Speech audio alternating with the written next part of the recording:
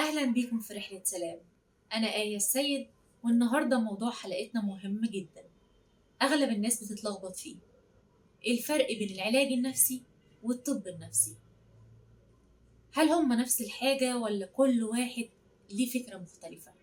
وإزاي نقدر نعرف إحنا محتاجين مين فيهم؟ كل الأسئلة دي هنجاوب عليها النهاردة من كتاب الطب النفسي لتوم بيرنز. تابعوا معايا للنهاية. وجهتنا أعماق الذات الإنسانية، وسيلتنا النقاش البناء الهادف، وغايتنا الوصول لبر السلام النفسي. العلاج النفسي ببساطة هو عملية هدفها مساعدة الشخص على فهم مشاكله النفسية والتعامل معاها، وده بيتم من خلال الكلام والتواصل في جلسات آمنة مع معالج متخصص. الفكرة هنا إن المعالج بيساعد الشخص على زيادة وعيه بنفسه ويغير الأفكار السلبية والسلوكيات اللي بتسبب له مشكلات نفسية. طب إيه أنواع العلاج النفسي؟ العلاج النفسي مش نوع واحد، لكنه بيتفرع لأنواع مختلفة، وكل نوع بيشتغل بطريقة معينة، زي التحليل النفسي والعلاجات الديناميكية، وده بيعتمد على أفكار العالم سيجموند فرويد، وبيهدف لاكتشاف الأفكار والمشاعر اللاواعية اللي ممكن تكون السبب في مشاكل الشخص النفسية. ومن أشهر أساليبه التداعي الحر، وهو إنك تتكلم عن أي حاجة تخطر على بالك، وده وضحناه في حلقة الأسبوع اللي فات. وكمان من أساليبه تحليل الأحلام عشان تفهم الصراعات النفسية اللي بتأثر عليه. نوع كمان وهو العلاج الزمني المحدد، وده بيدي إطار زمني محدد وأهداف واضحة للعلاج عشان تقدر تتابع تطورك وانت ماشي في الاتجاه الصح ولا لأ. كمان العلاج الأسري، وده لأن مش كل المشاكل النفسية فردية، أحيانا المشكلة بتكون مرتبطة بالعلاقات داخل الأسرة. في النوع ده الجلسات بتكون مع العيلة عشان نحسن العلاقات ونحل المشكلات اللي بتأثر على كل أفراد الأسرة. كمان نوع مهم جدا وهو العلاج الجماعي. أحيانا الشخص بيحس إنه لوحده في المشكلة، لكن لما بيشارك تجربته مع ناس عندهم تحديات مشابهة بيحس بالدعم والمتابعة. العلاج الجماعي بيساعد الأفراد على التعلم من بعض والتعامل مع مشكلاتهم بشكل أفضل. كمان العلاج القائم على النظريات الحديثة، مش كل العلاجات النفسية مبنية على التحليل النفسي.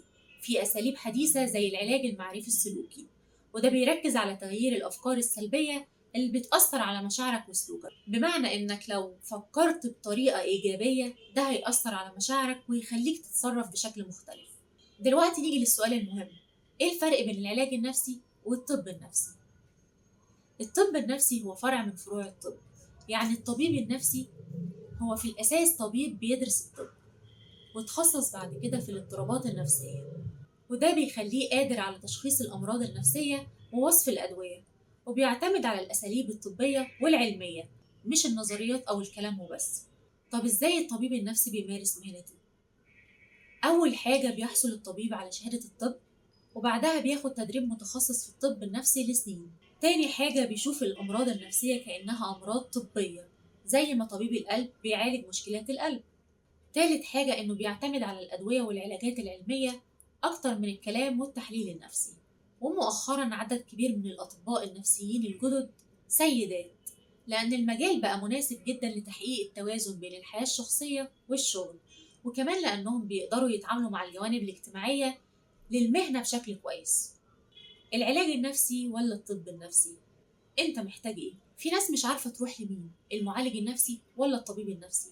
الفكرة بسيطة: لو مشكلتك نفسية ومش غايب عن الواقع ومش محتاجة أدوية، وعايز تتعلم إزاي تتعامل مع أفكارك وسلوكك، يبقى العلاج النفسي مناسب ليك. لكن لو عندك اضطراب نفسي حاد وفي غياب عن الواقع أو محتاج لأدوية تساعدك على السيطرة على الأعراض، يبقى لازم تروح لطبيب نفسي. وساعات الطبيب والمعالج بيشتغلوا مع بعض، وده بيكون أفضل لحل بعض الحالات. آخر حاجة هختم بيها حلقتنا النهاردة هي سؤال مهم جدا: إيه هو المرض النفسي؟ هل هو مجرد حالة مؤقتة ولا ممكن يكون مشكلة مزمنة؟ وليه في جدل حوالين التشخيص النفسي؟ كل ده هنجاوب عليه في الحلقة اللي جاية. لو عندكم أي أسئلة أو استفسارات اكتبوها في التعليقات، وقولوا لي تعرفوا إيه عن الطب النفسي والمرض النفسي.